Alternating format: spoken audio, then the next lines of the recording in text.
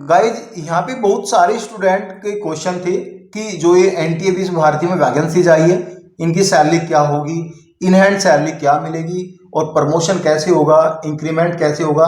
Guys आज की जो मेरी वीडियो है ये बिल्कुल डिटेल्ड वीडियो है, आपको पता चल जाएगा जो ये वैकेंसीज आई थी इसमें क्या क्या सैलरी आपको मिलेगी, इन हैंड सैलरी क्या मिलेगी और 40 साल तक आपका सैलरी इंक्रीमेंट कैसे होगा। 40 साल के बाद जब आप उस पोजीशन पर रहोगे तो आपको कितनी सैलरी मिलेगी, समझ रहे हो। 40 साल के बाद जब आलू 400 रुपये किलो हो जाएंगे और यहाँ पे जो पेट्रोल की कीमत है वो 2000 रुपये लीटर पेट्रोल की कीमत हो जाएगी।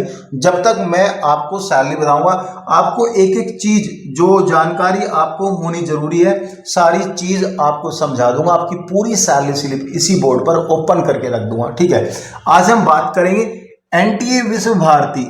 गाइज जो ये डिटेल्ड है सैलरी की वो 7th CPC में 2023 की अपडेट डिटेल्ड है। और गाइज आप जो है फाइनेंस मिनिस्टर की वेबसाइट पे जाके ये सारी डिटेल जो बजट डिटेल है ये सारी डिटेल ले सकते हैं। गाइज मेरे हिसाब से जो मैं ये डिटेल आपको प्रोवाइड कर रहा हूँ बिल्कुल 101% जेन्युइन डिटेल है। हो सकता है इस डिटेल में भी कुछ गड़बड़ हो क्योंकि इंटरनेट से लिया गया डाटा जो रहता है वो कहीं ना कहीं सही नहीं रहता है, तो सैलरी में 1000 का अप डाउन हो सकता है। 1000 रुपीज आपको ज्यादा मिल सकती है और 1000 रुपीज आपको कम मिल सकती है, लेकिन ये आपको मेरी गारंटी है कि इतना ही रहेगा। लेकिन जो आपके लेवल्स है अलाउंसेस के वो इतने ही रहेंगे, ठीक है। गाइज आज की जो हमारी पोस्ट है MTS मल्टीटास्किंग स्टाफ की सैलरी क्या रहेगी और लाइब्रेरी अटेंडेंट की सैलरी क्या रहेगी और लेबोरेटरी अटेंडेंट की सैलरी क्या रहेगी अगर आप एनटीए विश्व भारती जो यूनिवर्सिटी है इसमें आप सेलेक्ट हो जाते हो, ठीक है। गाइज आप सेलेक्ट होने के बाद यानी ज्वाइनिंग के बाद बोल सकते हो जो मेरी सैलरी है पे बैंड 1 है और मेरी सैलरी का जो पे स्केल है वो 5200 से लेके 20200 के बीच मेरा पे स्केल रखा गया है। और मेरा एंट्री पे है, मेरा एंट्री पे यहाँ पे 7000 रुपीज है और मेरा ग्रेड पे है 1800 रुपये। ये आप बोल सकते हो जब आपकी ज्वाइनिंग हो जाएगी, ज्वाइनिंग के टाइम बोल सकते हो। आपको पूरी सैलरी ना बता के अगर आप बोलते हो किसी को कि मेरा ग्रेड पे 1800 है, दूसरा पर्सन तुरंत समझ जाएगा कि हाँ इसकी कौन से लेवल की सैलरी है और कितनी सैलरी इसको मिलती होगी अगर उस पर्सन को जानकारी होगी, ठीक है। और एक सैलरी में जो मैटर करता है सबसे इंपॉर्टेंट फैक्टर है इसका स्टार्टिंग पे का, जो 18,000 रुपये आपका स्टार्टिंग पे रहेगा और गाइस 56,900 रुपये आपका एंडिंग पे रहेगा। यानी 40 साल के बाद जो आपका बेसिक पे है वो 56,900 रुपये आपको मिलेगा। ये तो आपका स्टार्टिंग है, ये बेसिक पे है, लेकिन बेसिक पे पर भी कुछ अलाउंसेस रहते हैं, वो अलाउंसेस भी आपको मैं बताऊंगा और गाइज इंक्रीमेंट भी आपको बताऊंगा। देखो यहाँ पे जो पहला पोर्शन है ये ज्वाइनिंग का है। बेसिक पे की बात करेंगे, जो बेसिक पे है आपका 18,000 रुपये, जैसे मैंने बताया आपको यहाँ पे 18,000 से लेके 56,900 ये फर्स्ट ईयर का बेसिक पे है। अगर आप HRA निकालते हो इसका 30% HRA है, वो 5,400 रुपये है। जैसे मैंने बताया ये सारी डिटेल 7 CPC में 2023 से ली गई है। हो सकता है डिटेल इधर उधर हो गाइस, इसमें तो इधर उधर नहीं होगी जो ये जेन्युइन चीजें हैं, लेकिन HRA में और DA में थोड़ा 1-2% इधर उधर हो सकता है। 1,000 रुपये का प्लस माइनस यहाँ पे हो सकता है, ठीक है। 30% जो है इसका जो है आपका HRA रहेगा 5,400 रुपये का। ये ज्यादा क्यों है वो भी मैं आपको बताऊंगा, क्योंकि जब HRA और DA मिलता है तो ये आपका जो HRA मिलता है ये XY सिटीज के ऊपर मिलता है, DA HRA, वो भी आपको मैं समझाऊंगा। DA मिलेगा 34% यानी 6,120 रुपये DA मिलेगा और TA मिलेगा यहाँ पे 1,350 रुपये, ठीक है। टोटल ग्रोस सैलरी बनती है 30,870 रुपये। इन हैंड सैलरी मिलेगी 28,790 रुपये। जो भी आपके NPS और टैक्सेस के डिडक्शन होते हैं वो सभी डिडक्शन होने के बाद 28,790 रुपये आपको आपके अकाउंट में सैलरी मिल जाएगी। अब ये HRA DA इसमें ज्यादा क्यों है, क्योंकि बहुत सी सिटी में तो 17% है, बहुत सी सिटी में 20% है। देखो HRA DA ऐसे मिलता है, 3 सिटीज में हम यहाँ पे लेते हैं, X सिटीज, Y सिटीज और Z सिटीज। X सिटीज वो वाली सिटीज है जिसमें 50 लाख से ज्यादा जो जनसंख्या है वो वाली सिटीज जो है X सिटीज में काउंट आती है और सबसे ज्यादा HRA DA मिलता है X सिटीज में, क्योंकि ये जो जनसंख्या वाले क्षेत्र है वो 50 लाख से ऊपर जनसंख्या वाले क्षेत्र है। अगर हम वाई सिटी को लेते हैं 5 लाख से लेके 50 लाख के बीच जो जनसंख्या वाली सिटी है, अगर इनके बीच है 5 लाख से ऊपर और 50 लाख से नीचे, अगर इनके बीच जनसंख्या वाले क्षेत्र है उसमें थोड़ा कम मिलता है, और सबसे ज्यादा कम मिलता है जेड सिटीज में, क्योंकि ये 5 लाख से नीचे जनसंख्या वाली सिटीज है जिसमें आपको सबसे ज्यादा कम मिलता है। अब बात करेंगे डीए की। डीए डियरनेस अलाउंस होता है। ये क्या होता है? ये एक महंगाई भत्ता है। साल में ये 2 बार बढ़ता है, ट्वाइस ए ईयर यहाँ पे बढ़ता है।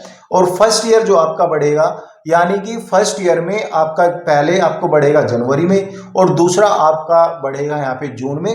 तो एवरी ईयर 2 बार ये बढ़ता रहता है। ये भी आपका बहुत हो जाएगा। ये मैंने एक बेसिक कैलकुलेशन की है कि आप जो है अगर आपकी सैलरी आती है तो आप इस कैलकुलेशन से अवेयर रहे, आपको पता चले मेरी क्या चीज आ रही है सैलरी में। अगर कुछ डिडक्शन होता है तो आप अवेयर रहे, आपको पता चले कि मेरा डिडक्शन क्या हुआ है।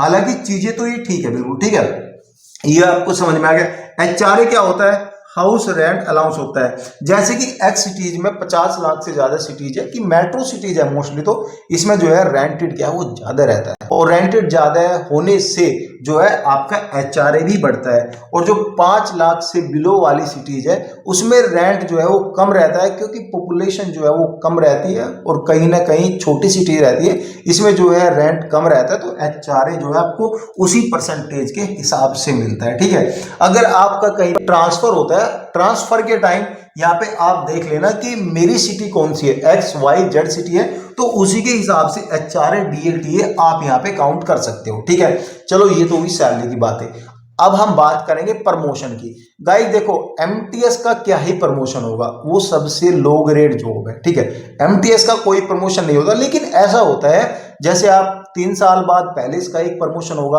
फिर 3 साल बाद प्रमोशन होगा, फिर 3 साल बाद प्रमोशन होगा, फिर 5 साल बाद प्रमोशन होगा। इसका प्रमोशन 4 टाइम प्रमोशन होता है।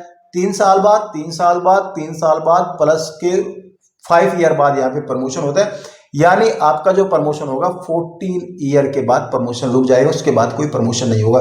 इसमें क्या होगा, आपको सुपरवाइजर बना देगा, एमटीएस सीनियर एमटीएस बना देगा, इसमें आपको कोई दूसरी पोस्ट नहीं मिलेगी।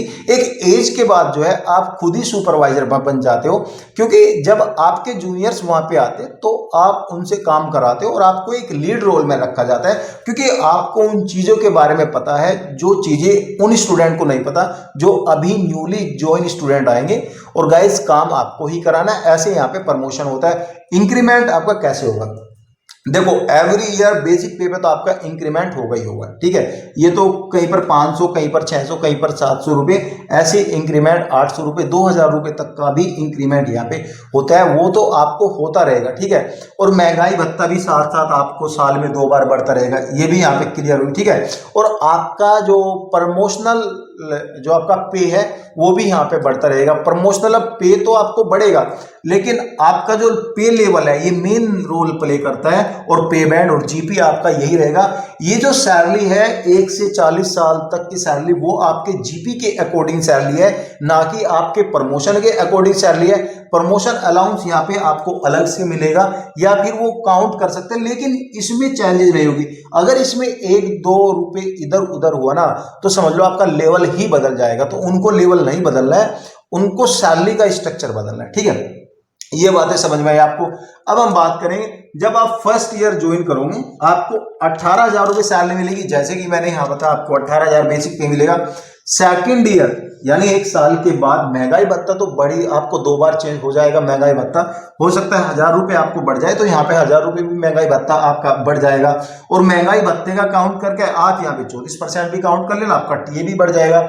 यानी आपको एवरी ईयर करीबन 3 से 4,000 रुपये बढ़ जाएगा। यहाँ पे देखो 500 रुपये बढ़ा है, यहाँ पे जब 500 रुपये बढ़ेगा, सेकंड ईयर 18,500, तो यहाँ पे जो आपका बेसिक पे हो जाएगा 18,500 हो जाएगा, और 18,500 का 30%, 18,500 का 24%, ये थोड़ा थोड़ा ये भी तो बढ़ेगा ना, थोड़ा थोड़ा जब ये भी बढ़ेगा और गाइज आपका टीए भी बढ़ेगा और 2 बार तो महंगाई भत्ता आपका बढ़ जाएगा, तो कहीं ना कहीं 3 से 4,000 की रेशियो में आपको सैलरी बढ़ के मिलेगी। तो ऐसे करके जब आप 40 साल में चले जाओगे तो 40 साल में आपकी सैलरी रहेगी 56,900 रुपये, जो आपका बेसिक पे रहेगा वो यहाँ पे ये रहेगा। और बेसिक पे यहाँ पे आप जब 40 साल तक मैंने लिखा है, यहाँ पे देखो आप, इसका एचआरएस 17,070 रुपये रहेगा।